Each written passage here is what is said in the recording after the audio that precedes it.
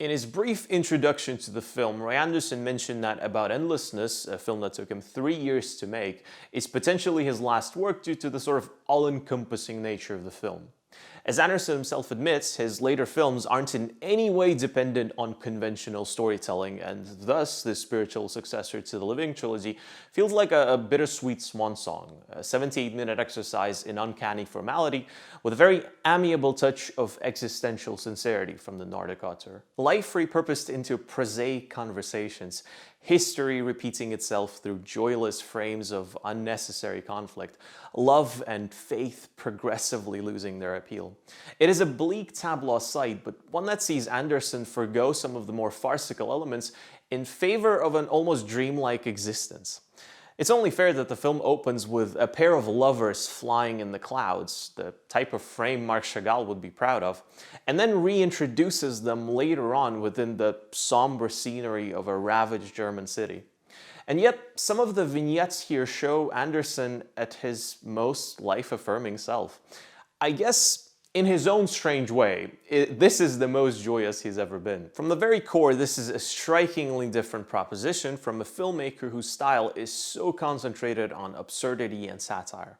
While there is, without a doubt, a fair dose of dry Swedish comedy here, vignettes about Hitler and a dentist particularly stand out.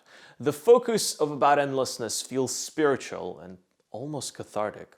The addition of a voiceover, a woman who introduces each vignette as a sort of sight from her past, fundamentally changes the way we view these segments through what could be interpreted as a rylance of a higher being.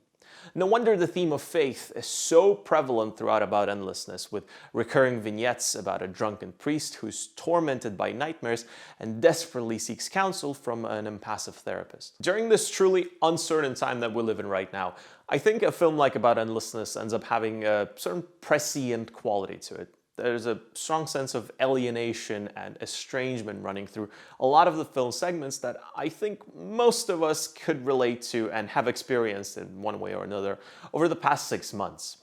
There's a scene here with a man who breaks down and weeps on the bus, exclaiming that he doesn't understand what he wants, which I think appropriately summarizes the sort of universal existential dread, especially as of late.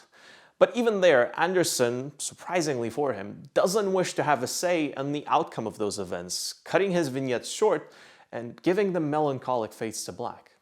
After all, this is merely a moment, but one that seems to last an eternity. Thank you so much for watching this, admittedly very short review About Endlessness. I think it is an interesting film to discuss, especially given the grand context of what's happened in the world since the film first premiered almost exactly a year ago. But be warned, this is a Roy Andersson film through and through, so if you weren't a fan of his previous films, this will not turn you into one. There's a decent entry point here, however, so if you've never seen a single Roy Andersson film, you could start with this one. Let me know what you thought of it in the comments below if you've seen it. If you haven't, I highly recommend you check it out. If you're new here, hit the like button, subscribe, follow me on Instagram, Twitter, Letterboxd, and I'll see you next week when I will be covering the Fantasia Film Festival, which is very, very exciting. Hope to see you there.